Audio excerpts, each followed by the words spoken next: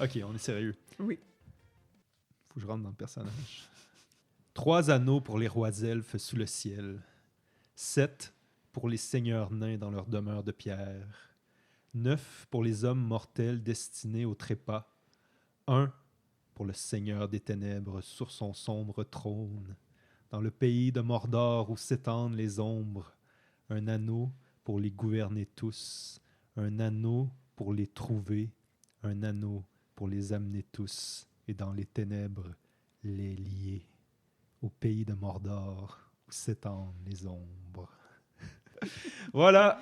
Hey, sur ces paroles mythiques, on s'attaque à une œuvre. C'est ça. Tu sais, quand on a fait Germinal, le Cid, tu sais, il y a des œuvres que vraiment je me sens trop petit pour en parler. Ben, ça en est une autre, celle-là. Je sais pas comment tu te sens par rapport à ces défis. C'est des filles, ouais. Anne-Marie, allô? Anne-Marie. Allô? C'est un défi d'en parler et c'est un défi à lire, moi, j'ai trouvé. Ah oui? Ouais. Oh mon Dieu, Ouais, ok, ouais. déjà un spoiler sur ton expérience de lecture. Ça peut être un spoiler sur mon expérience de lecture. Non, mais tu sais, c'est une œuvre qui a, tu sais, comme, qui a passé les années, là, qui porte son propre nom. D'aucuns diraient. D'aucuns diraient. Mais qui a aussi, tu sais, comme dont le nom annonce tout, puis que tout le monde a déjà entendu parler, qui fait partie peu de gens l'ont probablement lu. Oui, non, mais ça fait partie quand même du folklore populaire d'actualité. En tout cas, du moins pour les gens de notre génération, ouais, peut-être. Vraiment. Qui a été...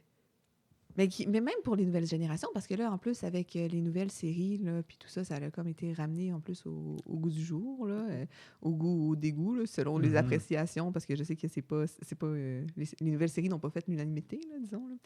Mais, pour les gens qui n'avaient pas compris, ah oui! on parle de... Mais en fait, nous, c'est le premier tome du Seigneur des Anneaux qu'on va parler aujourd'hui. Fait que la fraternité de l'anneau. la fraternité? Oui, c'est ce que j'ai réalisé, c'est qu'on n'a pas la même traduction. Oh, puis ma traduction il y a vraiment des grosses différences. Oui, j'ai pas aimé ma traduction. Oh, ouais. Mais il y a des trucs aussi, on y viendra, mais genre les êtres des Galgal, toi, je sais pas comment ils s'appellent. Oui, ils ont changé les noms de plein de choses. Spectres aussi, là. Oui, exact.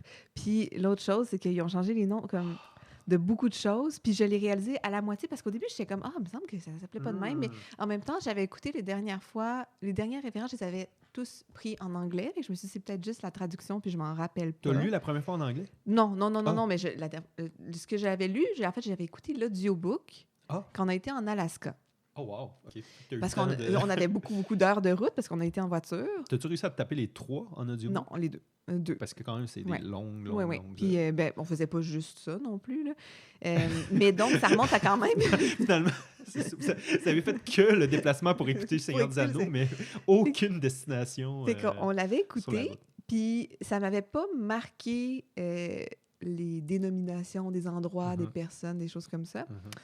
Mais là, rendu à la moitié, j'étais là, c'est certain que j'ai pas la même traduction qu'à laquelle je suis habituée.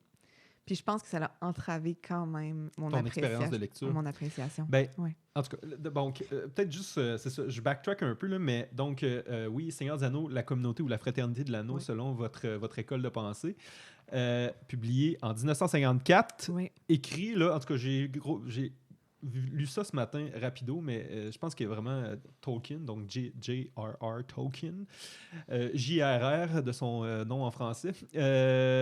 Gérard, on va l'appeler Gérard. Gérard. Non, on l'appellera pas Gérard. Quel manque de respect à cet homme. Qui a commencé, je pense, l'écriture là, fin des années 30. Là, donc, ça a pris là, une dizaine d'années au moins écrire cette trilogie. Puis il y avait donc eu le Hobbit qui avait précédé l'œuvre. Puis il y a eu d'autres œuvres qui ont suivi après la trilogie du Seigneur des Anneaux, le Silmarillion. Puis je pense les œuvres... The Lost, les quelque œuvres chose. Éparses, quelque chose, là, mais oui, c'est ça. Qui sont comme des contes. Là. Exact. Contes perdus. Contes perdus, bon. Puis peut-être que ça s'appelle Légende perdue dans ma traduction à moi, là, mais... Mais c'est marqué ici. Ouais, Contes perdus. c'est ça. Attends, tu vois... Ouais, le livre des contes perdus, c'est ça. C'est intéressant parce que... Puis je pense qu'on pourrait même commencer avec ça, mais la grande question, c'était est-ce qu'on lit dans la langue originale où on lit en français. Oui. Parce que j'imagine dans la langue originale, le texte a été relativement inchangé depuis 1954. Puis c'est drôle qu'on se permette différentes traductions au fur et à mesure que le temps passe. Puis je me suis demandé, toi, ta traduction, est-ce que tu le sais à date de quelle... Parce que, en fait, quand Victor m'en a parlé, il m'a dit « Ah, t'as la bonne traduction, t'as la première qui a été faite, mais je suis pas certaine. » Toi, ça? Oui. Ah! Puis d'ailleurs, c'est parce que... Puis en fait, la raison pour laquelle j'ai rapidement remarqué que c'était... En fait, que je me suis posé des questions sur ma traduction, tu sais, c'est pourquoi?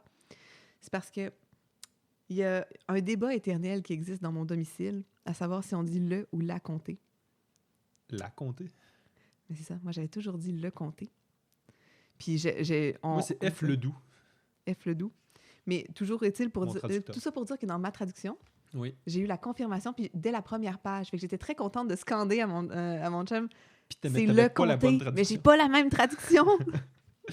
Ouais, bon, en tout cas, dans le... Dans le tien, c'est là. Je serais même curieux, tu sais... Moi, c'est Daniel Lauzon, moi. Ah bon, ça sonne plus jeune, mais hein? Je serais même curieux d'entendre le passage que j'ai lu d'entrée de jeu. Il doit même pas être écrit de la même façon. Je pense que je vais comparer.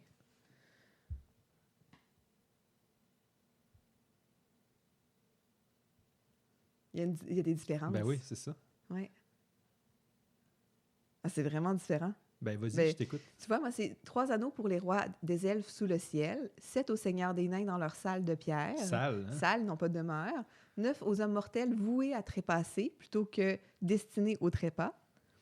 1 pour le seigneur sombre au trône de ténèbres. Tandis que toi, c'est 1 pour le seigneur des ténèbres sur son sombre trône. 1 au pays de Mordor où tous s'étendent les ombres. Ça, c'est pareil. Hein? Ou tous? Où s'étendent les ombres? Oui, où s'étendent. OK. Puis 1 anneau pour les dominer tous. Dominer? Oui. 1 anneau pour tous les trouver. 1 anneau pour les amener tous dans les ténèbres les liés, au pays de Mordor où s'étendent les ombres. Fait que la fin ressemble plus, là, mais il y a quand même... Si tu vois juste là, dans la première page, bonne différence. Parce que je dois dire, moi, que c'est drôle, j'ai eu beaucoup de plaisir à le lire, même en français. Ah ouais? Ouais. Moi, j'ai trouvé ça ardu jusqu'à la 500e page, à peu près. 500e? À ce point-là? Le cheminement jusqu'à ce Foncombe? Oui. D'ailleurs, c'est pas Foncomble. Hein? Ouais. Mais voyons donc. Fendeval. Pardon? Fendeval. Fendeval? Ouais. Mais tu comprends à quel point comme ça changeait toute mon expérience? En tout cas, c'est inacceptable. Tu fais comme les films rendu là, je veux dire, à passer 2004, 5, 6, je sais plus quand est-ce qu'il est sorti le premier. Tu fais pareil. Oui, je suis tout à fait d'accord. Puis ça l'a probablement comme lié parce qu'en fait, chacun des noms ne venait pas chercher aucun référent, ni de ma première lecture, ou écoute, là, comme c'était un audiobook. Là, mais... Tu l'avais jamais lu avant? J'avais déjà essayé de le lire plus jeune, mais on va se le dire, là, le périple jusqu'à Foncombe, là, c'est long et ardu et pénible. J'ai trouvé ça incroyable. Mais bon, OK. Juste avant, mais c'est correct, on est toujours désorganisé, puis c'est comme ça que le podcast est fait. Ça fait partie du principe. Mon Dieu, c'est parce que je fais toujours un résumé, mais faut-il vraiment faire un résumé du Seigneur des Anneaux? Là? Si vous connaissez pas l'histoire du Seigneur des Anneaux, je sais pas sur quelle roche vous avez vécu là, depuis... non, faut pas juger. Mais quand même, on vous juge. Faut pas vous juger. Probablement aussi que si les gens écoutent cet épisode, on l'espère, mais que ce sera probablement des gens qui... Généralement, je pense que les gens qui écoutent nos épisodes, pas juste ceux qu'on fait ensemble, mais le podcast en général, généralement, je pense qu'ils connaissent de près ou de loin l'œuvre dont il est question. Là. Mais moi, j'écoute tout ce que tu publies. Là, je les écoute. Là. Ouais, je les écoute. Puis il y en a un en attente, là, je m'excuse. Ah oui. Mais... Même ceux que j'ai pas lus. Je trouve ça intéressant quand même d'écouter ceux que j'ai pas lus. Il y en a que ça m'a donné le goût de lire, puis il y en a d'autres que je me suis dit, je lirai pas ça. Oui, c'est pas quand on salue le Chevalier d'Émeraude. Oui. Que t'as j'ai écouté. Non, j'avais jamais lu. J'avais jamais lu, je ne lirai pas. Tu fais bien. OK. Bon, grossièrement, le Seigneur des Anneaux. Donc, on est dans le monde de la Terre du Milieu, qui est un univers inventé par Tolkien, où il y a différentes races qui existent. Races, espèces, je ne sais pas comment appeler ça, mais des humanoïdes qui habitent... De différents genres. Ouais, En tout cas, qui habitent, il y a les nains, il y a les nains qui étant des petites créatures. Des hommes de petite taille avec beaucoup de barbe et qui sont comme trapus et forts. Et qui parlent écossais, avec un anglais écossette. Et qui aiment les joyaux. Ouais, et qui sont fiers. La pierre dans les montagnes. C'est un peuple très fier. C'est leur caractéristique première. Des forgerons qui font des œuvres. Mais comme les nains classiques qu'on imagine dans la fantasy. Je ne sais pas qui a inventé le nain, comme tel qu'il est entendu dans les œuvres de fantasy. Tu penses? Moi, je pense pas que c'est Tolkien qui a inventé, mais je pense que c'est Tolkien qui a cristallisé beaucoup de notions dans le genre fantasy, des différentes espèces qu'on peut trouver, que ce soit les elfes, que ce soit les nains, les orques. Je pense que sa vision a tellement été mise en écrit puis bien détaillée que je pense que ça a cristallisé un peu ce qui existait probablement dans l'imaginaire. Puis ensuite de ça a été réutilisé dans les jeux vidéo. C'est ça, moi j'allais dire, en grand fan quand même de jeux vidéo, en ayant joué plusieurs dans ma vie, je pense par exemple au l'univers des Warcraft, que je connaissais bien. Les elfes et les nains dans cette série-là sont Dixit inspiré du Seigneur des Anneaux. On est vraiment dans la même... en tout cas, le même profil. C'est ça, les elfes étant des êtres de pureté, avec une extrême finesse, des pouvoirs magiques, une grande sagesse. Qu'on va retrouver aussi dans plein d'autres œuvres contemporaines, là, que ce soit la trilogie de Eragon, pour dire quelque chose. C'est tout le temps le même thème, puis je pense que ça a été cristallisé beaucoup à partir des années 1800. D'Émeraude, pareil. Fait que bref, il y a quand même... Un peu de suprématie blanche aussi dans tout ça, mais on y viendra. Chez les elfes, quoique dans les nouvelles séries, ils ont essayé d'en faire de différentes couleurs, là, mais disons que en tout cas, quand on lit l'œuvre initiale, c'est un peu troublant. Mais, OK, fait que bref, on est dans le royaume de la Terre du Milieu, plusieurs espèces humanoïdes. Puis il y a les hobbits, bien sûr, des semi-hommes qu'ils appellent, fait que c'est des hommes... C'est pas comme exactement des nains, c'est plus des petites personnes. Des petites personnes. Qui vivent dans un monde un peu idyllique. Qui sont de caractère assez naïf et jovial, qui se contentent d'une vie simple sans trop se poser de questions, puis qui ne cherchent même pas à sortir du territoire dans lequel ils habitent. En fait, ils ne connaissent pas trop ce qui se passe à l'extérieur de là où le comté. Oui. Leur univers, en fait, leur royaume. Leur royaume, oui, parce qu'il y a un dirigeant qui est bienveillant. Le Grand Touk, oui, c'est ça. Puis, ils vivent en paix dans cette espèce de petite section reclue de la Terre du Milieu. Puis ils ont oublié un peu l'histoire qui se passe avant, parce qu'on comprend rapidement que la Terre du Milieu, on l'explore pas beaucoup dans Le Seigneur des Anneaux. Il y a 3 âges. Mais il y a 3 âges. Il y a eu un espèce de moment où est-ce qu'il y a une certaine forme de divinité qui habitait sur la Terre du Milieu. Puis après ça, il y a eu tous les elfes qui sont arrivés. Puis il y a eu un exode. Puis c'est quand même un univers qui a une histoire sur plusieurs millénaires. Parce que la Terre du Milieu, finalement, c'est un continent, mais il existe d'autres... On comprend qu'il existe d'autres continents où, par exemple, vivent les elfes, notamment. À l'ancien temps, oui, mais c'est ça. Mais qui existent encore, parce que les elfes, au 3e âge, quittent tranquillement la Terre du Milieu pour retourner vers ce continent-là. Ce pays-là. Voilà. Parmi ces petits gens, il y a Frodon. Oui, mais attends, avant même d'aller là, ce que je trouve intéressant avec la comté, c'est aussi l'ignorance, tu l'as nommé, puis cette espèce d'allusion, j'aurais dit un peu religieuse, peut-être à l'Éden, au jardin d'Éden, finalement, cette espèce d'univers, avant que la connaissance arrive, avant que la pomme soit croquée, là, fait qu'on est un peu, je trouve...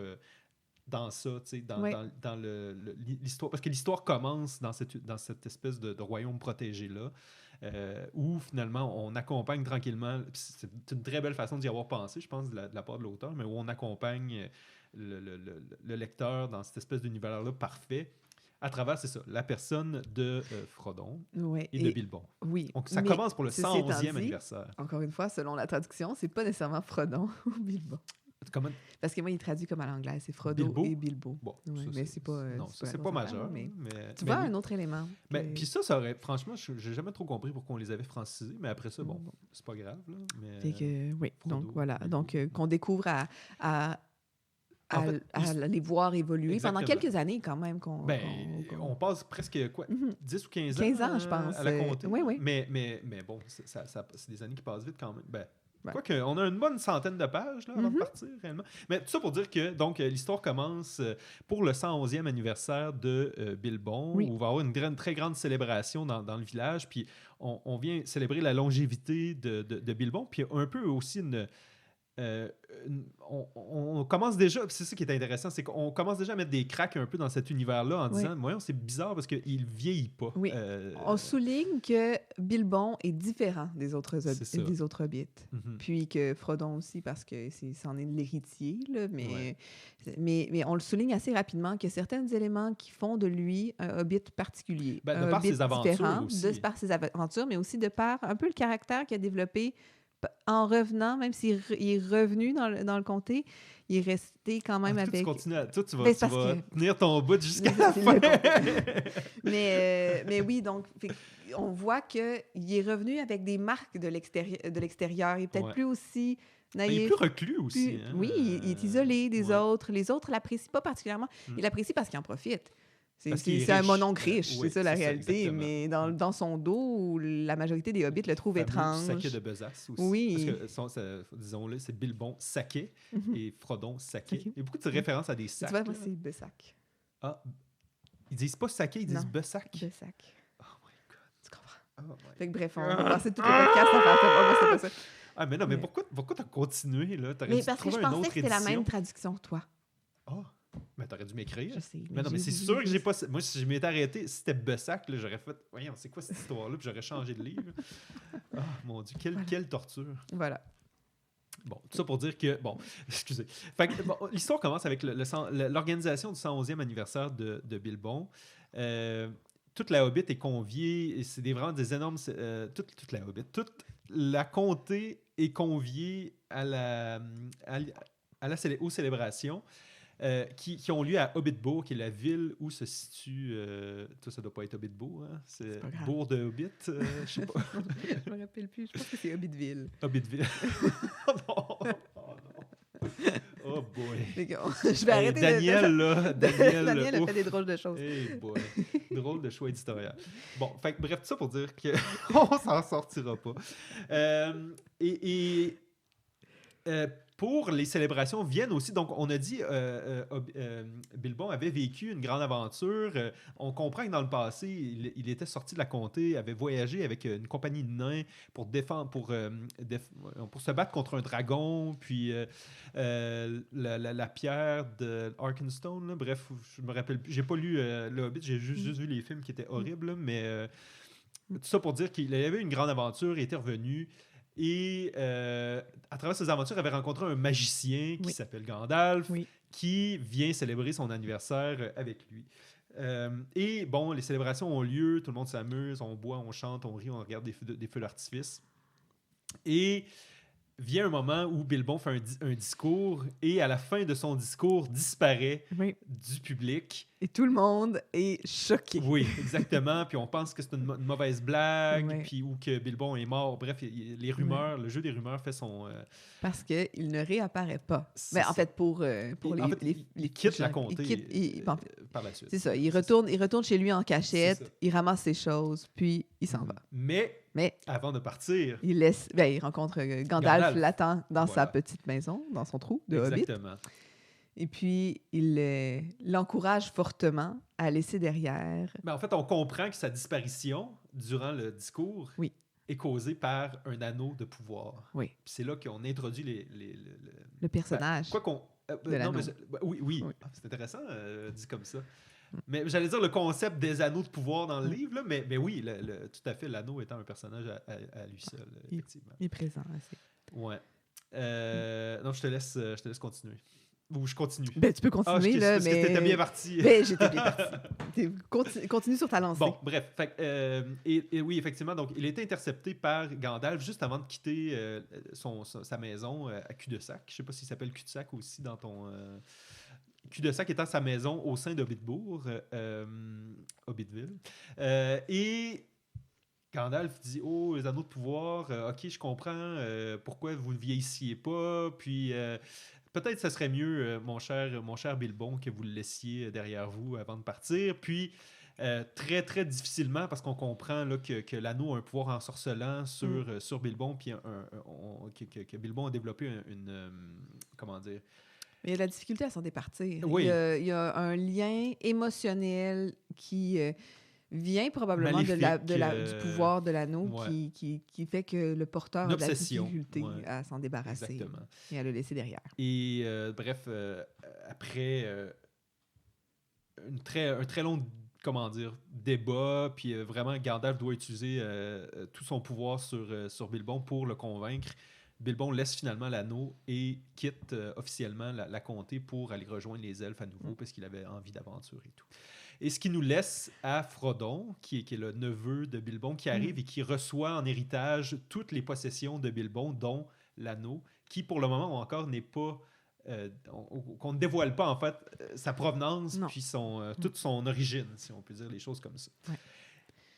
Et puis là, en fait, on va suivre le périple de Frodon qui va éventuellement revoir Gandalf et Gandalf qui va lui exposer une partie de la réalité, mais une seulement partie de la réalité par rapport à l'anneau, puis qui va lui expliquer qu'il n'est plus en sécurité dans le comté parce qu'il y a des forces maléfiques qui veulent essayer de récupérer cet anneau-là, qui veulent essayer de l'utiliser pour le mal. Et donc, on va le suivre dans son périple pour se rendre auprès des elfes, avoir conseil. Ah mon Dieu, t'es plus efficace que moi dans ton là, c'est parce que je me dis, les gens ils l'ont lu. Ils connaissent l'histoire, oui, mais donc ils vont avoir un long périple pour se rendre jusqu'auprès des elfes, auprès d'Elrond, où est-ce qu'il y aura le grand conseil d'Elrond. Oui. Puis ensuite de ça, il y aura une décision de détruire, de partir en quête pour détruire l'anneau. Jusqu'à la montagne du destin. Exact. Et puis là, ils partiront 9.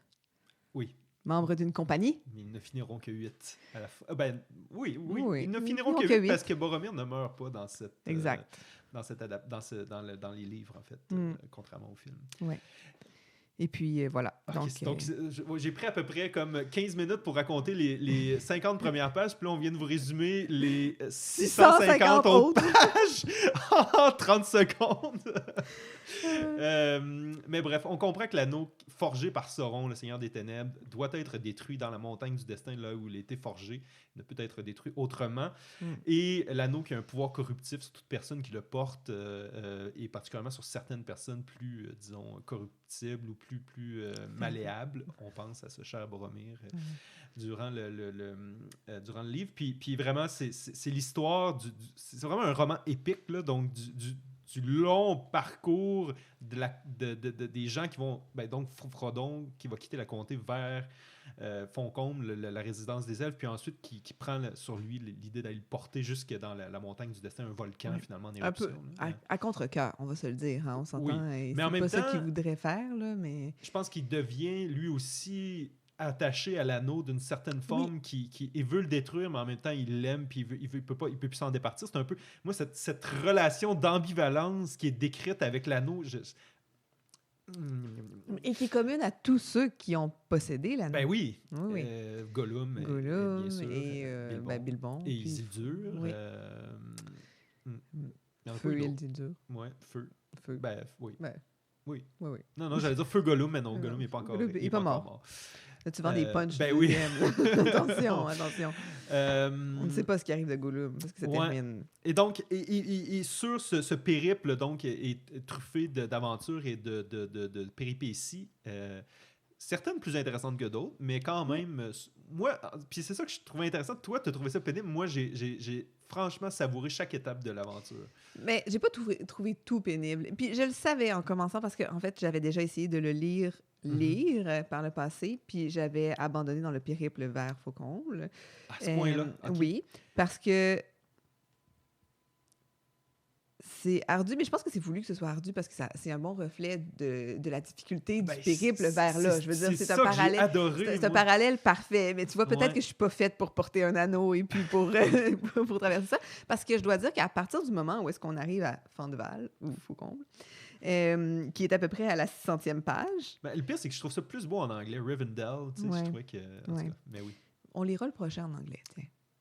La traduction originale. Intéressant. Ouais. Donc, à partir du moment où est-ce qu'on arrive là, puis que tout le monde est réuni, ou même quand il y a le conseil d'Elrond, puis que là, j'étais... j'étais prise par l'histoire, puis j'avais le goût de continuer, puis tout ça. Mais je dois dire que les 500, 600 premières pages, là, je le lisais parce qu'on se rencontrait. Parce que... Ah oui? Ouais. Parce que, moi, là, tu sais, mes bouts savoureux, là, c'est, mettons, quand Gandalf vient rejoindre Frodon à la comté pour lui expliquer l'histoire de l'anneau, qui raconte tout le lore derrière. Oui. En fait, je dois dire, c'est la séparation. En fait, c'est quand Gandalf part jusqu'à... Parce que Gandalf, c'est tellement un personnage oui, c'est ça. Fait que toute la mise en bouche de la comté, du moment où est-ce qu'on apprivoise les hobbits, que, mon Dieu, que c'est donc même beau, c'est mignon. Puis là, tu t'entends dans la tête, parce qu'on doit dire que... Je dois quand même dire que l'œuvre sonore qui a été créée pour les films... Oui, la musique. La musique. Oui. Et... Attends, là, faut que je retrouve le compositeur. Parce que c'est pas John Williams. J'ai tout le temps John Williams, mais c'est pas John Williams. Mais toujours est-il que cette œuvre musicale-là vient tellement englober puis bien représenter ce qui est véhiculé à travers ça qu'on lit... Howard Shore. On lit la comté puis on entend quasiment la trame sonore. Exact. C'est le sentiment de réconfort. Puis on voudrait quasiment pas le quitter non plus. Ah, c'est drôle que tu dises ça parce que moi... Le premier, puis c'est parce que je me remets dans mes bottes d'enfant je pense que j'avais 7 ans à peu près, quand toi aussi probablement, quand le premier est sorti. Puis moi, c'est un des films qui m'a fait le plus peur, tu sais. Puis, et donc... J'avais pas le droit de le voir. Je l'ai pas vu avant l'adolescence. Je suis désolé. Fait que je n'ai pas pu vivre ce moment à 7 ans parce que c'était trop violent. Ah. Mais j'aurais eu probablement très peur, en fait. Ben moi, c'était les moments avec Sauron. Là, dès qu'on voyait l'œil, là, moi, puis Gollum me faisait tellement peur quand j'étais enfant. Là. Quand il se retourne. Moi, c'est quand ils regardent, quand ils sont dans la Moria, là, puis là, on voit ces espèces d'yeux luisants, là. Hey, mon Dieu, jaune un peu. Là, puis, quand j'étais jeune, j'avais tellement peur. J'aurais sûrement eu très peur parce que j'étais... très faible de courage envers les films. Là. Ça t'aurait pris du Miruvard. Oui, pour me remplir de courage. Mais oui, donc j'aurais dû... J'en ai profité à l'adolescence de ces films. Puis c'était tout autant belle expérience. Mais oui, bref. Parce que tu trouvais pas que même dans la comté, il y avait quelque chose de... je sais pas le mot en français, mais eerie, genre un peu... c'est comme si je savais, moi, tu sais, j'anticipais la chute du jardin, là, tu sais, comme je disais, un peu. Oui, mais je me demande si c'est pas parce qu'on connaît tellement l'histoire. Bien sûr. Hein? Alors, on reprend après cette livraison. Interlude. Oui, voilà. Tu mettrais une pause musicale. C'est ça. C'est musique d'ascenseur. Donc oui. On parlait de comment on se sentait en lisant. Puis en écoutant les films aussi, avec la musique de Howard Shore. Oui. Voilà. À quel point, c'est ça nous faisait sentir bien, réconfortés. Mais que toi, tu soulignais quand même le point que tu avais l'impression qu'il y avait comme une épée de Damoclès ou quelque chose qui allait... même dans les films, dès la disparition de Bilbon qui vient assez vite, même lorsque le dragon feu d'artifice apparaît, que les gens sont l'équilibre est brisé. Oui, exactement. Oui, c'est une belle façon de le dire. Oui, l'équilibre... L'élément déclencheur. L'élément déclencheur. Quoi que... Dans le schéma narratif. Oui, c'est ça. C'est-tu vraiment le... C'est ça. C'est vraiment la disparition de Bilbon, parce que parce que je pense que c'est vraiment ça qui met en scène l'anneau dès le début de l'histoire, puis qui met la puce à l'oreille de Gandalf qui part dans sa longue quête pour comprendre son origine, l'origine de l'anneau, puis c'est ça. Alors que dans le livre, ça dure à peu près c'est pas dit, mais on comprend que c'est pas 15 ans, tu sais. Puis, non, en fait, l'impression que ça nous donne dans le film par rapport au livre, c'est que dans le film, tu as l'impression que Bilbon disparaît. Gandalf dit à Frodon, il y a une menace, l'anneau doit être détruit, garde-le en sûreté, puis viens me rejoindre à Faucomble.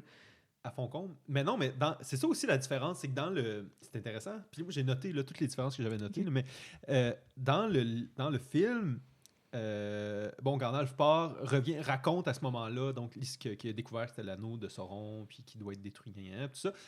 Et là, il dit qu'il doit repartir... chercher conseil. Il va chercher conseil auprès de son maître Saruman. Oui, exactement. Ça, c'est intéressant. Puis c'est pas ça du tout dans le livre. C'est ça, dans le livre, finalement, part 15 ans, raconte finalement à Frodon, puis là, il lui dit, vous devez partir. Effectivement, il dit, vous devez partir à Faucombe, mais alors que dans le livre, il lui dit plutôt, rendez-vous à Bray, et je vais vous rejoindre à Bray. Oui, à Brie. Brie. En tout cas, bref, Oui. B-R-E-E.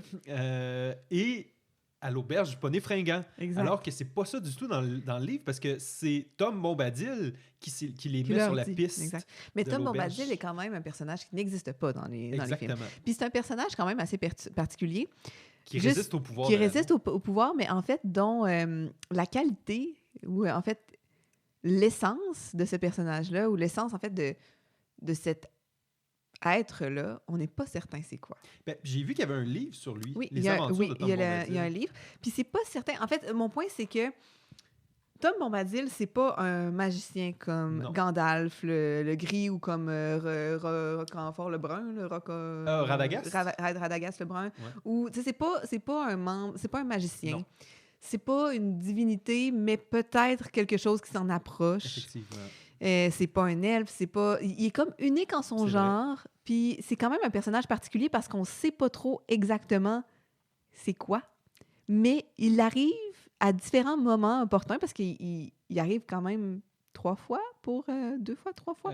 Pour en fait, il vient sauver les hobbits de l'homme saule, je pense, l'arbre qui les attaque mais dans aussi la forêt. après ça, les spectres des tertres. Là, c'est comme ça qu'il s'appelle? Oui, il s'appelle les êtres des Galgal. Okay, là, au début, là, j'ai lu ce bout-là, puis j'étais comme, les êtres des Galgal. Je comprenais pas ce qui se passait. T'sais. Oui, mais même en s'appelant les spectres des tertres, je dois dire que c'était pas super clair qu'est-ce qui se passait à ce moment-là. Je suis lire sur Internet pour comprendre. Mais c'est ça, fait qu'il va venir les délivrer puis les sauver aussi de cette espèce d'entité maléfique. Là. C'est ça. De ce fantôme. De ce fantôme qui habite dans un trou. Là, c'est ça. Des monticules, un tertre, c'est ça. Mais on comprend que c'est des hommes qui avaient été maudits ou par le magicien, le magicien, un des Nazgûl. Oui, un des... Morgul, Nazgûl? Non, Nazgûl. Mais toujours un des cavaliers noirs. Bref, Tom Bombadil apparaît puis les sauve à quelques reprises. Puis c'est un personnage intéressant parce que il a comme aucune préoccupation. Il vit dans son univers, puis en fait, il est complètement hermétique à toute influence externe, que ce soit l'anneau, mais aussi la politique, les guerres qui peuvent avoir lieu aux alentours. Puis, en fait, les elfes en parlent un peu dans le Conseil d'Elrond un peu plus tard. Là, ils parlent de Tom Bombadil. Est-ce qu'on pourrait aller chercher de l'aide puis demander à Tom Bombadil? Puis, en fait, on comprend même que Tom Bombadil semblait être un seigneur qui avait une grosse bulle. Exact. Une grosse bulle d'insouciance, de joie, puis qu'à mesure que les années ont avancé, cet espace-là a diminué, puis est maintenant reclus à l'espace qu'il habille avec Brindor. Bédor. Oui, Bédor. En tout cas, sa conjointe douce, qui semble être une elfe. Ouais.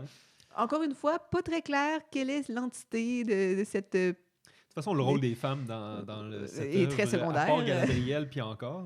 Oui, c'est ça. Arwen, qui est à peine mentionnée aussi. Qui est à peine mentionnée et dont on ne connaît rien à part qu'elle est magnifique. Voilà. C'est sa principale qualité. elle siège à côté d'Elrond. Elle a des traits similaires à lui parce qu'elle lui ressemble. Oui. Puis, c'est la plus belle créature qui existe sur la Terre. Puis, qui renonce à ses pouvoirs pour être avec un homme. Voilà. Et que c'est tout ce qu'on sait d'elle. Parce qu'en fait, moi, ça m'a surpris. Je me rappelais pas que c'était pas elle qui venait à la rescousse. C'est un autre elle qui s'appelle Gildor.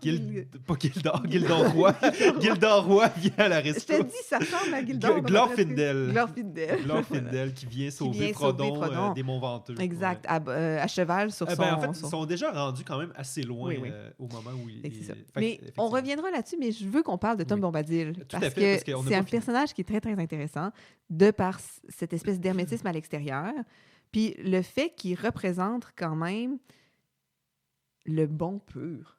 Ben, tu vois, moi, j'aurais pas dit qu'il représente le bon parce que je pense qu'il est dans l'insouciance, en fait. Puis, parce que c'est dit que s'il lui confiait l'anneau, il verrait aucune utilité de le conserver et qu'il pourrait même le redonner à Sauron sans même trop s'en soucier. Ou le perdre. Oui, c'est ça. Puis que les ennemis, à ce moment-là, pourraient retomber dessus. T'sais. Exact. Et...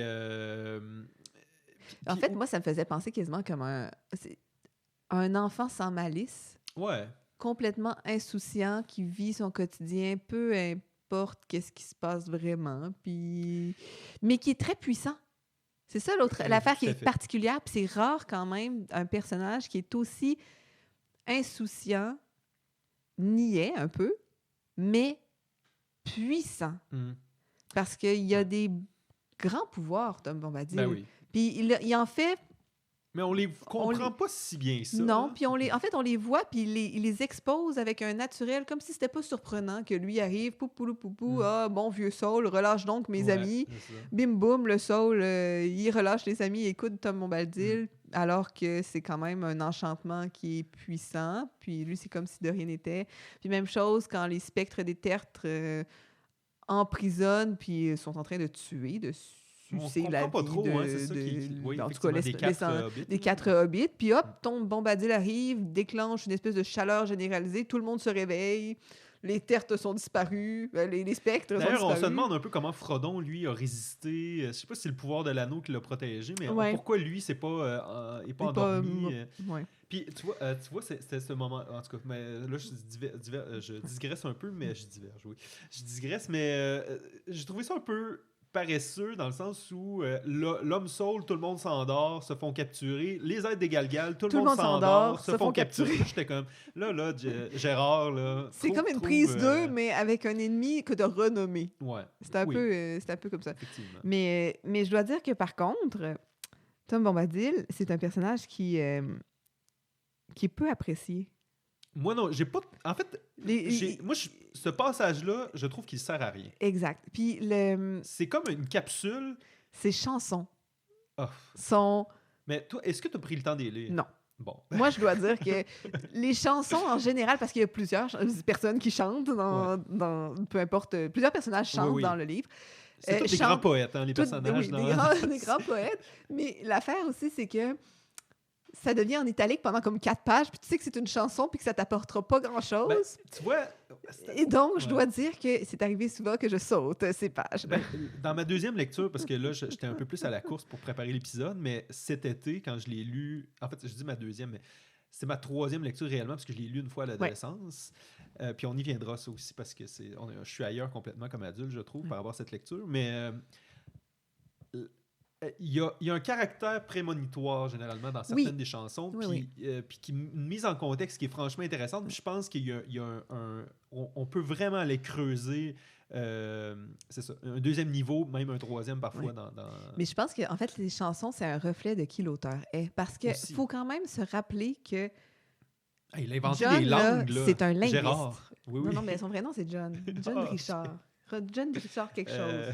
John Richard Reuel. J'ai du plaisir à l'appeler Gérard. Oui, c'est John Ronald Reuel. Mais toujours est-il que ce bon John, en fait, lui, c'est pas un écrivain. Initialement, c'est un prof de philosophie. Oui, John Ronald Reuel Tolkien. Exact, avec John Ronald Reuel. Oui, tout à fait. Toujours est-il que cet homme-là, le but initial, c'est qu'il s'est mis... En fait, il a commencé en écrivant une langue. Il a commencé en écrivant la langue des elfes.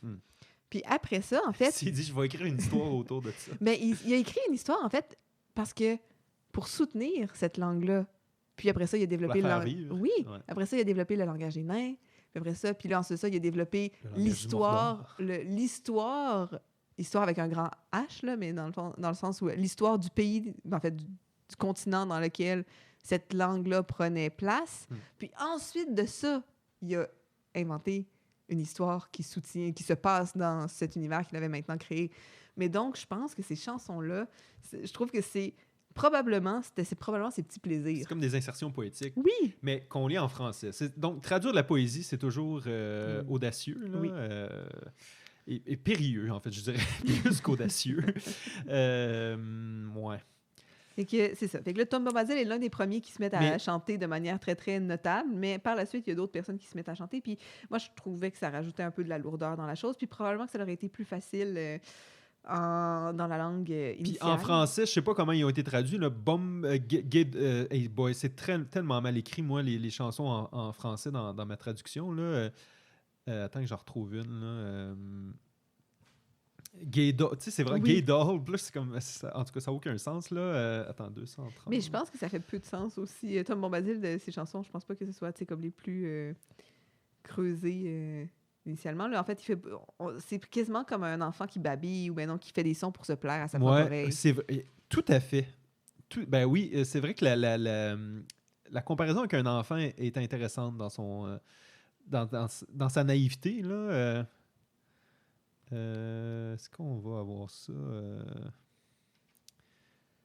J'essaie d'en trouver un aussi. Oh là, venez, Gaydol, sautez mes braves, hobbits, poneys, tous. On aime les réunions, que le plaisir commence. Chantons en chœur. Aïe, aïe, là. C'est ça. Voilà. Fait que, tu sais, c'est pas... Gaydol. C'est quoi Gaydol? Mais non, mais c'est... Gay, je pense que c'est gay joyeux, là, mais... Oui, mais mon point, en fait, c'est que je pense que c'est pour la sonorité, puis oui. pour le fait qu'ils s'amusent avec les bruits, avec les comme ils babillent assonances. presque. Là, oui, exact. Puis c'est ça. Ouais. Fait que, donc, c'est un personnage qui a été tronqué. Mais c'est ça. Mais ça sert à rien. À En... part on comprend qu'il est puissant, moi, vraiment, oui. Puis c'était un peu mon impression des péripéties. Tu sais, quand je te disais que je trouvais que le chemin entre le moment où Gandalf leur dit leur écrit, là, en fait, le moment où il quitte le comté... C'est comme du remplissage, oui! Parce que chacune des aventures, tu sais, comme tu l'as dit, là, ils sont perdus, ils sont tristes, ils sont dans une grande forêt.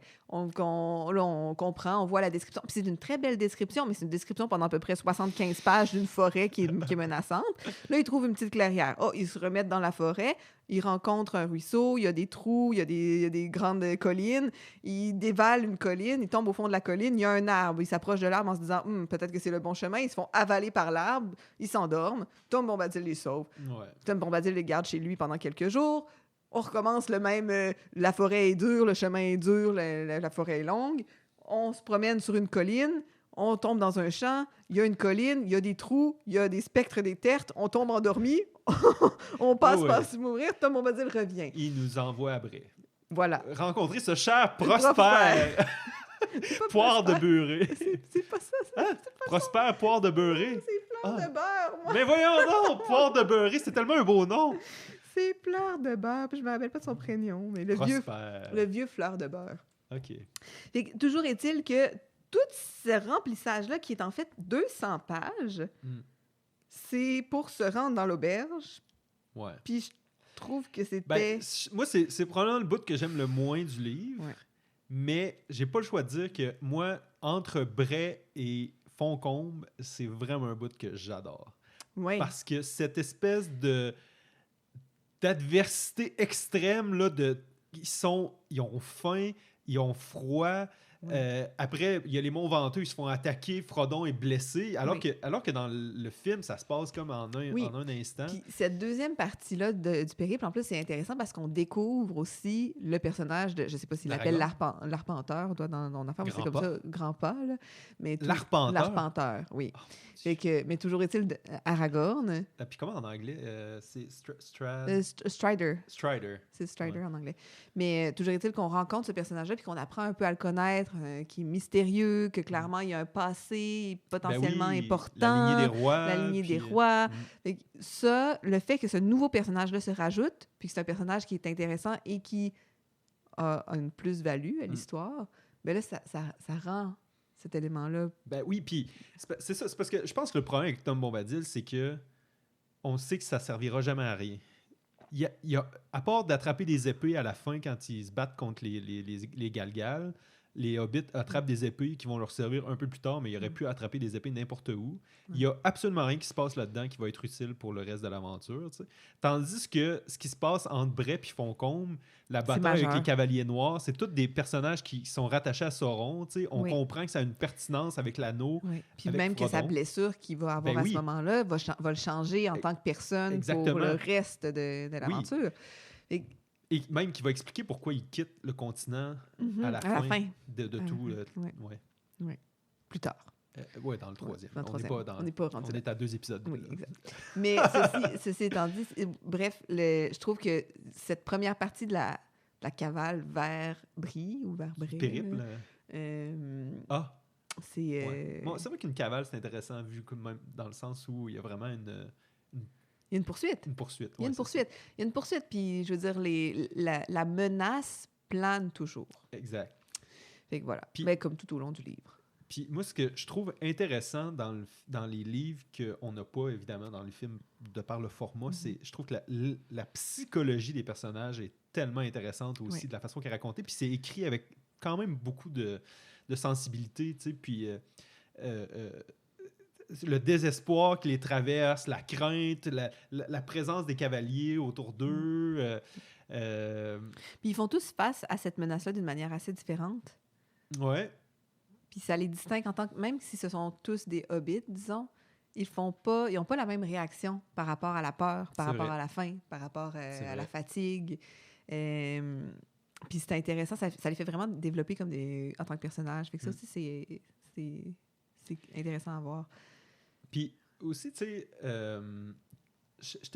en fait, en le relisant, j'étais plus sûr si les personnages qui ont été créés dans les films étaient si proches de ce qu'ils sont vraiment dans les livres. Tu sais, je pense qu'ils sont beaucoup plus caricaturales dans les films. Oui, mais tu sais, Pipin puis Merry, dans mes souvenirs, je les avais trouvés vraiment exagérés dans les films en termes de stupidité. Puis là, je l'ai relu, puis Pipin est quand même vraiment con, tu sais, dans les livres aussi. Mais c'est pas pour rien que Elrond a dit il devrait peut-être rester en arrière, celui-là. C'est vrai. Ouais. Parce que, tu sais, c'est lui qui, dans les mines de la Moria, qui alerte qui envoie une roche dans un trou alors que tout le monde se cache. Tu sais, en tout cas. C'est ça. Mais il sert d'élément déclencheur à certaines péripéties de par sa naïveté. Puis il est bien intentionné. Tout à fait. Puis il va servir plus tard dans le livre aussi. Oui. Dans l'aventure, plus tard, là, avec quand ils sont rendus au Rohan, puis même au Gondor. Là, mais ouais, c'est ça. Parce que dans mes souvenirs, mettons Gimli, qui est vraiment le comic relief dans les films, est vraiment pas drôle tant que ça dans les je trouve que le personnage du livre qu'on découvre, en fait, qu'on rencontre pour la première fois au Conseil d'Elrond plus tard, Gimli est beaucoup plus intéressant dans le livre. Parce que, en fait, tu comprends que c'est l'héritier d'une lignée, c'est un prince. Ben, c'est un prince entre guillemets, là, mais tu sais, je veux dire, c'est comme un fils de Glóin. Puis s'appelle-tu Glóin aussi? Oui, il s'appelle aussi Glóin dans ma tradition. Mais il a une motivation. Puis on comprend, en fait, que c'est un nain important parce qu'il va faire le lien puis il va réconcilier deux peuples. Tout à fait. Puis ce qui est intéressant, je pense, par rapport à ça aussi, c'est on comprend toute la jalousie des nains parce que puis un peu toute la... Comment dire, leur... comment dire? Je sais pas les bons mots, mais on parle des anneaux de pouvoir, puis on sait que les nains en ont eu 7 et qu'ils les ont tous perdus. Alors que les elfes en ont eu 3 et qu'ils les ont encore en leur possession. Et il y a tellement une honte des nains en lien avec ça, d'avoir perdu par leur avidité et par leur mésaventure leurs 7 anneaux. Et je pense que Gimli porte un peu cette honte-là sur lui, puis il y a cette espèce de chauvinisme au début qui tranquillement se réchauffe de plus en plus, où il y a une solidarité qui se développe à travers la fraternité. La fraternité la communauté de l'anneau. Oui. Puis l'autre chose que le parallèle que je trouvais intéressant, c'est le fait qu'on comprend assez rapidement que les nains et les elfes ont eu des grands différends, puis que c'est deux peuples qui ne s'entendent pas du tout. Ben oui. Puis, en fait, à mesure que... Moi, je trouvais ça intéressant de voir l'interaction entre Frodon et Legolas, ou Gimli et Legolas, ou Gimli et d'autres elfes. Je trouvais que c'était quasiment un parallèle... La Lothlórien. Oui, entre autres dans la forêt, mais... on comprend, en fait, puis moi, j'avais l'impression que c'était un peu une vision externe de l'auteur de dire, Colin, réalisez-vous que la majorité des conflits entre les peuples... C'est de la mésentente. C'est de la mésentente parce qu'au final, Gimli dit, ben oui, mais nous, on n'a jamais rien fait de mal pour les elfes. Puis les elfes disent, on n'a jamais rien fait de mal pour les nains. Puis c'est de la mésentente, puis c'est des siècles de coupure entre ces deux peuples-là qui auraient pu probablement être bénéfiques l'un pour l'autre. Puis finalement, il y a de la mésentente. Fait que je trouvais que c'était comme une espèce de parallèle, puis probablement que l'auteur envoie un message à travers ça. C'est intéressant, mais en même temps, il a fait des choix... Par rapport, on parlait de couleur de peau, par rapport à le rôle des femmes. C'est drôle, c'est comme une dichotomie dans ces discours-là, un peu. Peut-être que c'est bon, c'est l'époque, là. Oui, mais il a fait des choix en termes de couleur de peau. Il n'y a pas beaucoup de descriptions. Non. Mais on comprend que les elfes sont pas. Parce que tu as vu les films. Parce que tu vois, il y a des elfes aux cheveux. En fait, la seule chose qu'ils décrivent chez les elfes, c'est leurs cheveux. Mais on comprend que souvent, ils ont... En tout cas, moi, je trouvais que c'était souvent décrit comme la peau claire, comme ce qui est entendu par l'auteur comme de la pseudo-pureté, là, ce qui est l'idée peut-être un peu raciste qui pouvait y avoir à l'époque, puis qui malheureusement existe encore. Il y a deux choses. La première chose, moi, en tout cas, ce qui m'a noté, c'est que les descriptifs des elfes sont toujours la couleur de leurs cheveux. Puis il y a des cheveux noirs comme des corbeaux. C'est vrai. Des cheveux noirs comme des corbeaux. Il y a des cheveux blonds comme l'or, dorés comme l'or.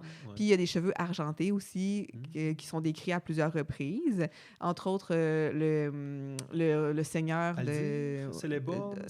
Celeborn, exact. Lui, il a les cheveux argentés. Fait que c'est beaucoup par les cheveux qui sont décrits, les elfes. Puis, il n'y a pas beaucoup de descriptions de couleur de peau en tant que telle, à part quand les elfes sont très argentés, puis là, ils disent que leur peau est éclatante. Ça ils le disent. Ouais, j'ai moins mais, puis l'autre chose, c'est que un homme britannique, en 1830... Ben non, 1900. En 1937, qui a commencé la rédaction. Son quotidien. Ben non, mais c'est exact, là. C'est pour ça que je dis ça. Puis dans une idée, dans un... Ben, après ça, je connais pas ses opinions. Mais je sais pas combien de temps ni rien. Là, je sais pas, c'est ça. Il était du côté des Afrikaners. Mais je sais pas. Puis je sais pas, en fait, il est né à Bloemfontein, en Afrique du Sud. Ah! Tolkien, ouais. Puis après ça, il est rentré en Angleterre en 1896. Ouais. Fait que, mais je sais pas, tu sais, son quotidien, en tant qu'homme de descendance britannique, probablement qu'au quotidien, les gens qui rencontraient... Disons qu'il n'y avait pas beaucoup de diversité culturelle quand tu ne prenais jamais le bateau puis que tu restais tout le temps dans ton pays. Puis on est dans puis aux États-Unis, toute la révolution des droits civils et tout. Là, c'est pour ça que... Je dis pas qu'il n'a jamais rencontré personne comme d'une autre culture, mais... Probablement que son quotidien ne ressemblait pas beaucoup à ça, mais je trouve que l'interprétation qu'on en fait de dire ah oui, c'est... c'est sûr que c'est du révisionnisme. Pas du révisionnisme.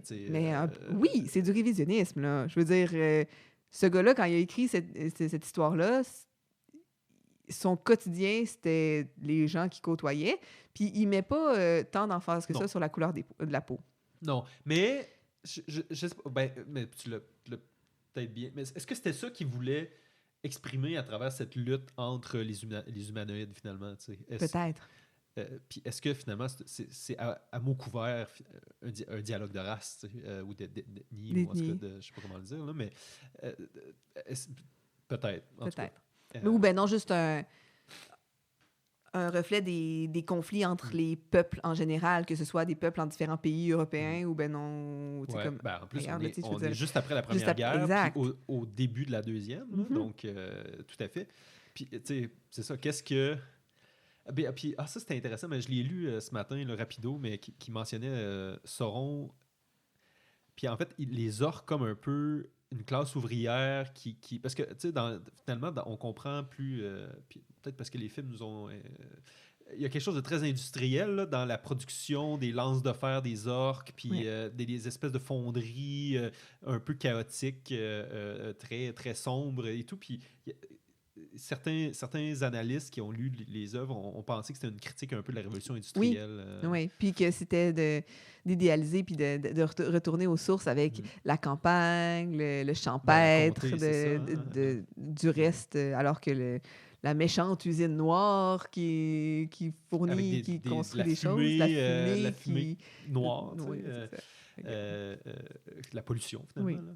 Une grande tour. Oui, Dol Guldur. Mais ouais, puis on parlait, c'est ça, puis il y a ça, puis donc tout ce qui est les dynamiques ethniques, puis bon, il y a le rôle des femmes, donc qu'on a touché tantôt, le non-rôle des femmes. L'inexistence. Quoi dire de plus sinon que c'est ça? Ils sont pas, il n'y a pas de discours méprisant envers la femme, elles ne sont juste pas là. Puis j'ai hâte de me rendre aux 3 parce que dans les films, c'est la héroïne, là, l'héritière du roi qui tue le sorcier Angmar, le roi le chef des cavaliers noirs. Là, mais est-ce que c'est elle qui le tue dans le livre? Je ne sais pas parce que j'ai jamais lu le 3e. J'avais abandonné quand j'étais ado. On va découvrir, mais en fait, dans cette première, il y a 2 personnages féminins. Il y a Arwen qu'on a mentionné. Pareil, hein, non, mais il y a 2 personnages féminins. En fait, parce que que même... Non, c'est pas vrai. Il y a la femme hobbit, la grande tante, là, qui est... Une saquette besace. Oui, c'est ça. Fait il y a une mesquine qui veut juste l'argent puis qui veut récupérer l'héritage de Bilbon. Il y a cette vieille grébiche-là. Il y a Arwen, dont on a parlé, en fait, on a résumé déjà c'était quoi la personne. Les saquettes besaces, ils s'appellent les Bessacs de Besace, toi? Ben là, je me rappelle pas exactement. Parce que je pourrais retourner là, mais... C'est mal écrit, si c'est vraiment ça. Je te le dirai après. Je vais le rechercher après. Là, mais... C'est juste que là, ça m'allume une lumière. Mais oui. Fait que c'est ça. Il y a ensuite de ça Arwen, dont en fait elle ne parle pas.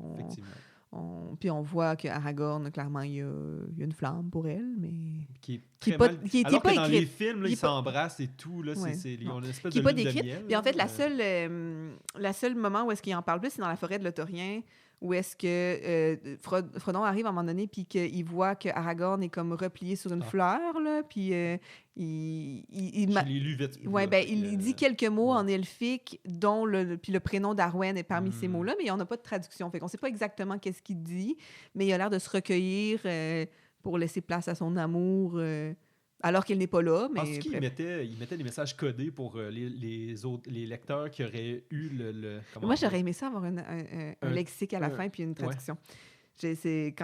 Pour ce genre de petits messages. Un dictionnaire français-elfique. Mais fait que c'est ça. Fait que ça, c'est pour Arwen. Puis après ça, il y a Galadriel qui est là, qui a un rôle, mais ceci étant dit, on n'explore pas beaucoup de sa personnalité, mais on voit que c'est une dame importante. C'est l'elfe la plus puissante. Il y a quoi d'intéressant parce qu'elle est plus puissante même que le roi qui est plus... qui se donne un rôle plus important, mais qui, ultimement, c'est elle vraiment qui mène le jeu. Oui, exact. Fait que tu vois que c'est une femme puissante puis ça n'a pas l'air de choquer personne que ce soit une femme qui dirige ou qui soit là. Fait que c'est un personnage, mais qui peut explorer, c'est ça. Mais pendant une vingtaine de pages, en fait, qu'on la voit interagir, surtout avec Frodon. Mm-hmm. Pour le miroir. Pour le miroir, ses pouvoirs prédictifs. Exact. Puis, mais c'est ça, on découvre qu'elle est très puissante, mais il n'y a pas beaucoup d'exploration de sa personnalité, disons. Une relation presque pseudo-amoureuse avec Frodon. Tu trouves? En tout cas, il y a quelque chose il y a un lien très fort qui se crée entre les deux. Mais je pense que c'est parce qu'elle est très pénétrante. Elle le sait, elle sait presque tout. omnisciente. Oui, elle sait tout. Puis en fait, quand elle les rencontre pour la première fois, elle les scrute. Puis c'est comme si elle voyait à travers leur âme dans leur regard. Là. Puis là, il y a comme le moment où est-ce que personne n'est capable de soutenir son regard très longtemps. Puis elle parle, elle parle à chacun d'eux en même temps dans leur tête. Je pense qu'elle lit aussi le trouble de Boromir. Oui. Puis comment il va peut-être trahir. Ouais. Faiblir devant c'est ça. Puis, au pouvoir de l'anneau. Bon, on y viendra, mais plein d'autres choses à dire. Oui. Fait, rôle des femmes, puis on a mentionné, on l'a touché, mais moi, c'est tout le côté religieux aussi dans l'œuvre, qui n'est pas si présent, mais on mentionne souvent Dieu. Je ne sais pas si tu as remarqué, mais moi, il y a plusieurs passages où on mentionne Dieu. Les divinités dans l'univers de Tolkien, c'est... T'as-tu déjà été lire sur comme... Parce que moi, dans le fond, il y a comme les astrides puis les trucs... Mais en tout cas, bref, il y a toute une structure de divinité qui existe, mais c'est des êtres qui existent vraiment. Je sais pas comment dire. C'est pas un dieu que... Le dieu catholique? Là, c'est pas le dieu catholique, mais bref, c'est pas le dieu des religions prédominantes. C'est vraiment, en fait, il y a des divinités, puis en fait, Sauron est comme une espèce d'ange déchu, là. L'illusion est intéressante, mais en fait, que les magiciens comme même Gandalf et Saruman, ils ont un autre nom en elfique, puis c'est comme des descendants ou des demi-dieux, puis là, il y a des divinités supérieures à eux, puis les elfes sont en communication quand même plus proche que les autres peuple avec ces divinités-là. Il y a vraiment comme une structure d'ordre divin, puis c'est pas un seul dieu, mais c'est comme un créateur, puis des sous-dieux, puis ensuite ça, des sous-dieux. C'est comme une pyramide, là. C'est très complexe. Lire, mais il en mentionne tout le temps un seul, pourtant. Là. Mais en fait, c'est comme le créateur suprême, mais après ça, il y a comme des sous-dieux par en dessous, puis dans ces catégories de sous-dieux-là, de ce que je comprends, et puis là, j'ai lu ça en diagonale, puis c'est quand même assez hermétique aussi, là, comme principe, mais Gandalf en fait partie. OK. dans une comme sous-divinité. Parce qu'il revient en plus dans le 2. En plus. Spoiler. Mais un peu comme... en fait, on le voit là, dans la série sur les Anneaux du pouvoir. Là, Tu l'as écouté? Oui, j'ai écouté. C'était correct. C'était correct. C'était pas très bon. C'était correct. Mais il tombe du ciel. Mais il y a un parachute ou...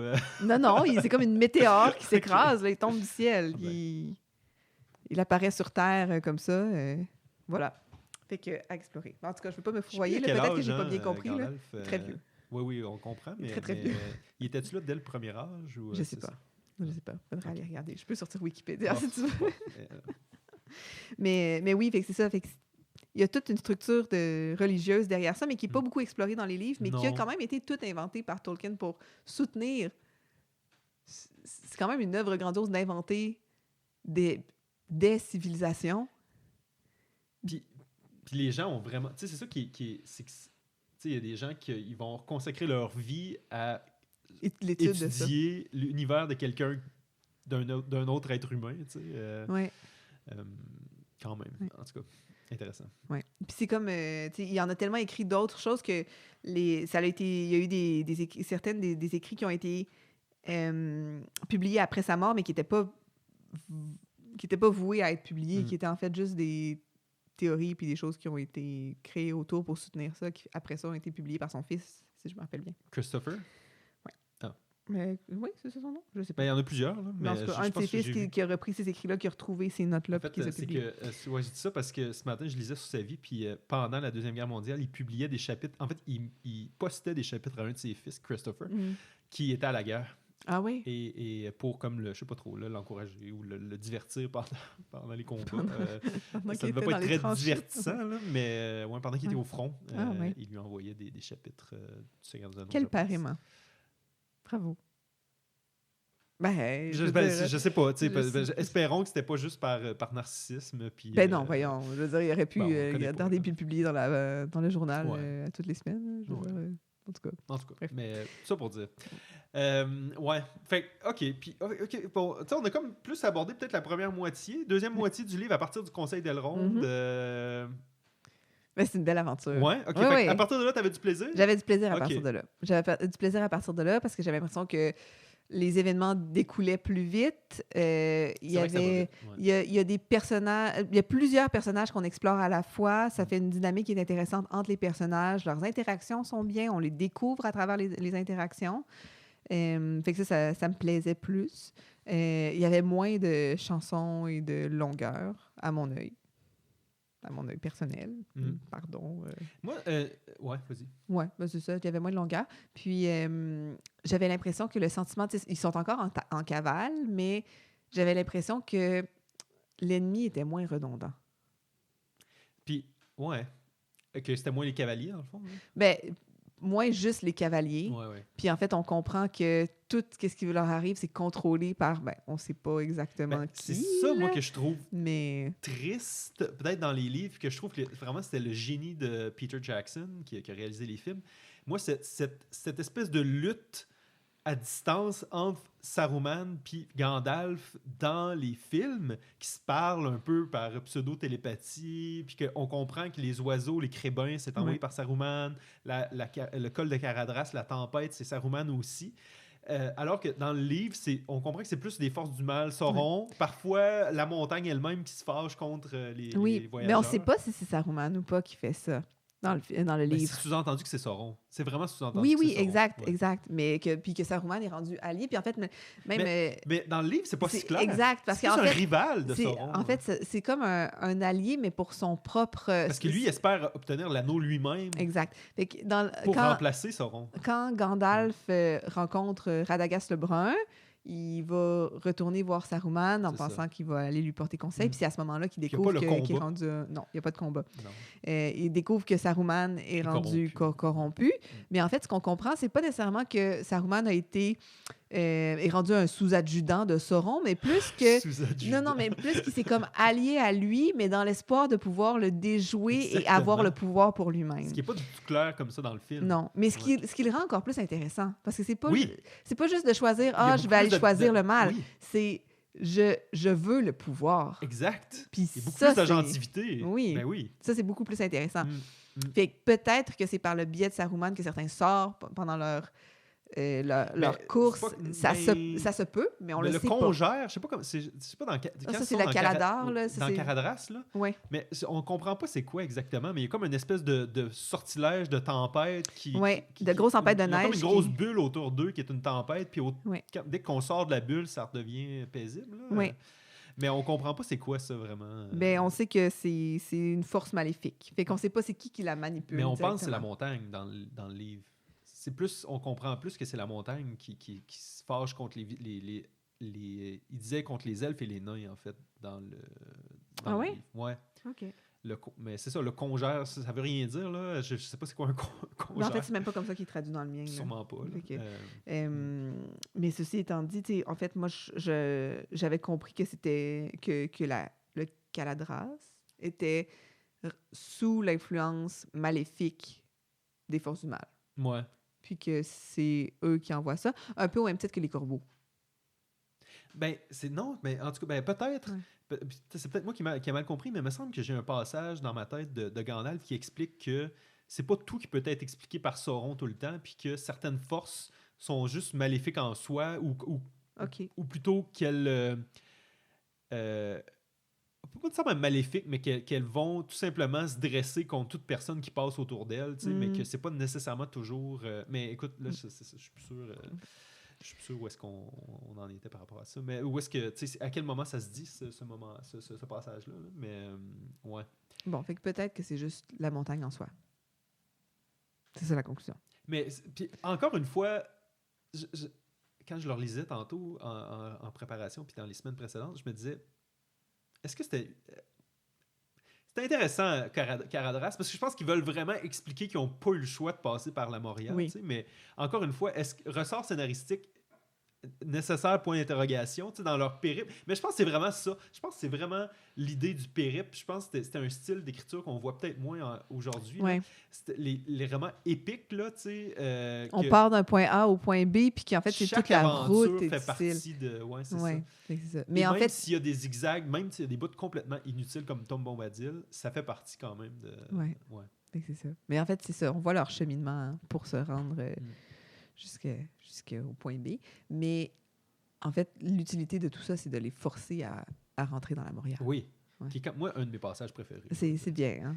Puis quand ils arrivent à la tombe, puis qu'ils lisent les derniers jours de Balin, qui, on comprend finalement, sa mission était de retrouver un anneau de pouvoir dans la vieille mine.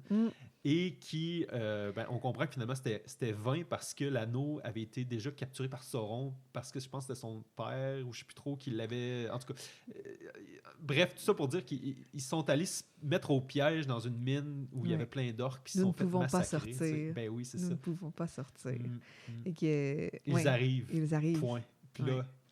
déclenchement, puis ils arrivent pour vrai. Ils arrivent pour vrai, oui. Puis en fait, c'est une mise dans la mine vraiment super intéressante. En fait, c'est la même chose qui est en train de leur arriver. Oui, exact. C'est ça. Puis ils réalisent trop tard. Ça, c'est ingénieux quand même. Vraiment. C'est bien fait. Bravo. Ouais. Puis aussi, différence avec le film, il n'y a pas la bataille avec le troll. Non. Qui est quand même oui, mais qui est quand même un passage mythique, je trouve, moi, du film. Là. Ah oui? Quand Frodon se fait percer par l'énorme lance du troll, puis finalement... Là, il se fait... C'est un chef orc. C'est un chef orc, mais je veux dire, il se fait ramasser entre sa hache puis le mur, puis là, il dit, je me sens comme le marteau, entre le marteau et l'enclume. Puis en fait, tout le monde pense qu'il est mort. Aragorn ramasse le corps mort. C'est ça. Puis là, Frodon qui lui dit, je peux marcher, je suis correct. Puis là, il dit, mais qu'est-ce qui s'est passé? Puis en fait, il y a toute la discussion par rapport à la cotte de maille faite en mithril. Un présent royal. Un présent royal que personne ne savait que Frodon l'avait parce qu'il l'a gardé secret jusqu'à ce que, plus tard, Aragorn arrive pour panser les blessures de Frodon et finalement, il découvre qu'il était protégé grâce au mithril. Puis ça aussi, ça c'est tout l'usage... Tu sais, quand tu es dans un roman de fantaisie, c'est tout le temps un couteau à double tranchant. Tu sais, les pouvoirs magiques, puis... Parce que tu peux faire n'importe quoi, hein, rendu là, avec des pouvoirs magiques, tu sais. Puis là, t'es comme... OK, le mithril, ça protège le porteur de l'anneau, donc le porteur de l'anneau est d'une certaine façon invulnérable, tu sais. Mais ça bloque les coupures. Oui. Mais on le voit après que comme l'impact... Oui, c'est vrai qu'il est bleu au complet. Il est bleu, son corps, il a probablement des côtes cassées. Oui. Je veux dire, il n'est pas invulnérable, mais il ne peut pas être coupé. Le pouvoir tranchant ou de perçage. Là, C'est vrai. Oh non, c'est vrai, de la façon que tu le dis. Mais en tout cas, c'est quand même intéressant que Tolkien a décidé, ce Sir Gérard, a décidé de mettre une protection sur le porteur de l'anneau de cette façon-là. Oui. Ben, en fait, c'est parce que le porteur de l'anneau est très vulnérable. Oui. Aussi. Mais de part... Et pourtant résistant au pouvoir d'une certaine façon. Oui, mais physiquement, Frodon est très vulnérable. Je veux dire, il sert à... c'est pas un combattant. C'est pas un homme imposant. C'est pas... Je veux dire, c'est une carrure d'enfant avec... Un homme de 60 ans dans le livre aussi. Mais en fait, un hobbit de 60 ans. C'est un hobbit de 60 ans. C'est pas pareil. C'est vrai. Qui porte l'anneau, donc qui reste jeune. Qui reste jeune, mais je veux dire, grosso modo, c'est comme une carrure d'enfant avec plein de combattants aux alentours. Et d'autres enfants. Mais... c'est probablement ce qui rend l'aventure tout autant plus intéressante. C'est comme un underdog qui va réussir finalement. Mais bon, c'est classique là, dans les films. Là, mais ça plaît au lecteur. Ben oui, c'est ça. Oui, tout à fait. J'ai l'impression qu'on fait naturellement beaucoup de comparaisons avec le film. Oui. Parce que ça fait partie beaucoup de notre imaginaire. J'ai commencé avec le film. J'aurais été curieuse de le lire avant. Mais ça ne l'arrivera jamais. C'est impossible. Puis, mais parce que je pense que ça aurait changé mon... En bien ou en mal? Je pense que j'aurais été plus émerveillée par la découverte. Du film? De l'univers. De l'univers par la lecture. Ouais. Ouais. C'est drôle que tu dises ça parce que c'est ça, moi, ça a quand même été un plaisir. Je pense que j'ai tellement investi pas de temps, là, mais d'intérêt dans cet univers-là plus jeune, tu sais, que... Ouais. Mais... C'était comme une... Tu sais, je l'ai relu la deuxième fois, la troisième, puis avec autant de plaisir, on dirait. Avec autant de plaisir, oui. Mais j'ai hâte au deuxième puis au troisième. Oui, premièrement, la deuxième et troisième, on va s'assurer que soit on a la même traduction qui vient chercher plus de nos références, ou bien qu'on les en anglais. Ils seront moins longs aussi. Ils seront moins longs. Mais aussi, l'histoire racontée est beaucoup plus remplie de... pas de péripéties, mais je veux dire... Mais j'ai hâte, j'ai hâte de voir. Parce qu'il y a les grandes batailles. C'est deux histoires en parallèle, en fait, à partir du 2 puis du 3. Tu as tout ce qui se passe avec Aragorn, Gimli, Legolas. Puis là, c'est les grands... C'est très, très chevaleresque, oui.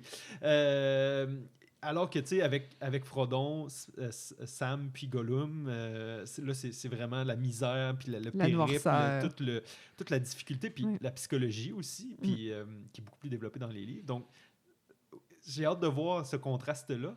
Mais c'est intéressant ce que tu dis, parce que c'est ça. Ce que je disais pas, moi, c'est que c'est ça. J'avais essayé de les lire quand j'avais, je pense, 16 ou 17 ans. Oui. Je m'étais rendu jusqu'à la moitié du deuxième. Donc, je me suis rendu jusqu'au gouffre de M, puis après ça, il restait le bout avec Frodon, puis j'ai abandonné. J'ai détesté ça, vraiment. C'était pénible. Je sais même pas comment j'ai réussi à traverser un livre et demi, tu sais, alors que là, comme adulte, presque 15 ans plus tard, je te dis, c'est une des lectures les plus agréables que j'ai faites depuis un bon temps. Ah ouais? Sérieux, j'avais vraiment du plaisir à le lire. Je suis contente. Ouais. Je suis contente que tu me dises ça. Mais je suis triste que ça soit pas ça pour toi. Mais comme je te dis, ce fut ça pour moi, mais pendant la deuxième partie. Ouais. J'ai vraiment trouvé ta première partie. Malgré, c'est ça. Ouais. C'est ça. Je trouvais que ça tournait en rond, que ça n'évoluait pas. Puis l'autre affaire, c'est que je pense que j'avais hâte parce que je savais qu'est-ce qui arrivait. Ben oui. Ouais. Le narrateur. Oui. Est-ce que ça t'a accroché? Non. Parce qu'il parle au « nous » souvent, au début, puis à d'autres moments dans le livre, et son identité est vraiment pas claire pour moi. Ah ouais? Ça m'a nullement frappé. Parce qu'au début, je te disais, c'est-tu les aventures, c'est-tu le livre de Bilbon, c'est-tu le livre que Frodon a écrit, mais en même temps, il parle de lui-même à la troisième personne. Tu sais, il y a des bouts où on est, puis on va le voir dans le 2 puis dans le 3, tu sais, on est parfois avec des personnages que Frodon aurait pas pu être et donc ne pourrait pas connaître cette histoire-là, tu sais. Et donc, son identité, c'est comme si c'était Tolkien qui nous le racontait, tu sais. Ouais. Je comprends vraiment pas c'est qui? Là, il faudrait que je retrouve des passages, là, juste pour pas dire n'importe quoi, là, mais...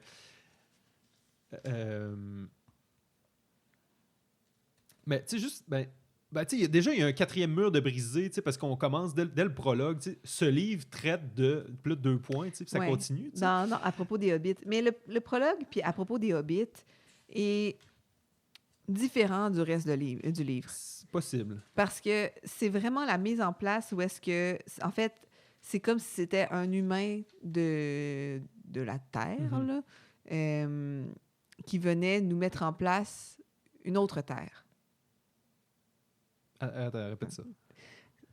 À propos des Hobbits, c'est écrit par un humain de la Terre, Tolkien, si tu veux, ou bien non, quelqu'un, je veux dire, non, mais tu sais, comme quelqu'un qui ne vit pas sur ce continent, qui te parle des Hobbits, qui te parle des elfes, qui te parle des nains, pour te mettre en place dans cet univers-là, dans cette terre alternative, où est-ce que les continents sont différents, où est-ce que les gens qui habitent là sont différents. Puis ensuite de ça, une fois que cette partie-là commence, dès le chapitre 2 de l'herbe à pipe, là, je sais pas si c'est toi aussi, comment c'est ça qui s'appelle? L'ombre du passé, moi, tu vois. Ah, mon Dieu. Chapitre 2? Ah non, attends, ça c'est dans le livre premier. Oui. Attends, une fête très attendue. Ben, le chapitre 1, une fête très attendue. Ah, tu vois, moi, le chapitre 1, c'est au sujet des Hobbits. Ben, moi, il n'y a pas de chiffre au sujet des Hobbits. Ah, OK, parce que moi, le chapitre 2, c'est de l'herbe à pipe. Ah, okay. Mais bref, mais ça continue dans ce style de narration-là. Il est autre chose à mentionner au sujet des... Fait que, tu sais, dans le fond, on le perd jamais, moi, ce narrateur-là, dans ma traduction, du moins. Okay. Je sais pas comment c'était en anglais, mais ça m'a vraiment amené à me questionner sur qui est cette personne-là et qui parfois parle au nous, là. Pas souvent, mais ou au jeu, parfois, là, mais sans qu'on comprenne. Puis on sait que c'est pas une personne, en tout cas, du moins, on pense, moi j'ai pensé du moins, que c'était pas une personne qui faisait partie de l'histoire, mais c'est très pas clair c'est qui pour moi. Oui, mais en fait, ça c'est tous tes chapitres, oui, puis à propos de l'herbe à pipe, je l'ai ici, c'est tous tes chapitres de ton prologue. Ah, mais pas pour moi. Ah oui, parce que moi, dans le fond, la manière que c'est divisé, c'est que j'ai le prologue. Ah, ben oui, t'as raison. Oui, puis après ça, tu commences. Excuse-moi. Là, tu commences, puis là, c'est le livre... Une réception depuis longtemps attendue. Parce que dans le fond, c'est le prologue qui te met en place, puis qui te parle de la réalité. Puis, je veux dire, il ne te parle pas juste des Hobbits. Là. Après ça, il y a même une partie, là, c'est notes sur les archives du comté. Okay. Puis après ça, là, tu commences, puis il y a une page qui sépare dans mon édition, mais je ne sais pas si c'est ça pour toi. Moi aussi, là, livre premier. La fraternité de l'anneau, première partie du Seigneur des Anneaux. Tu changes de page, livre premier, puis ensuite ça, chapitre 1, une fête très attendue. T'as raison. Puis là, le narrateur change. T'as raison. Oui, puis il devient omniscient à ce moment-là. Puis il devient omniscient. Excuse-moi. En fait, c'est comme si... Moi, j'avais vu le prologue comme étant probablement Tolkien, qui te parle de voici les Hobbits, voici l'histoire, le premier âge, le deuxième âge. Puis après ça, il déconnecte, puis ça commence. Quand M. Bilbon Bessac de Cul-de-Sac annonça qu'il célébrerait, blablabla. Tout à fait raison, oui, c'est mon étourderie. Fait que c'est ça. Fait que le narrateur change entre le prologue puis l'autre, mais ça, c'est pas... Non, mais là, ça place les choses. Là. Fait que je suis d'accord avec toi. Là. Voilà. On a autre chose à dire? Ben, je pense qu'on a fait le tour. J'ai l'impression que ce fut très décousu, mais... C'est parfait. C'est parfait. C'est toujours comme ça. C'est parfait comme ça. Donc, il reste le 2 et le 3. Oui. J'ai vraiment hâte, pour vrai. Oui. As-tu réécouté les films? Non, mais ça se fait dans le temps des fêtes chez moi, ça. Ah, les 3 à chaque fois? Idéalement. Les versions longues? Oui. Jamais rien sans les versions longues. C'est les versions longues ou rien. Oui. Mais moi, tu vois, je me suis permis de réécouter le premier vu que j'avais lu le premier. OK. Mais là, j'ai pas touché au 2 puis au 3. Mais ça viendra. Ça viendra. Good, ben merci. Ben, ça fait plaisir.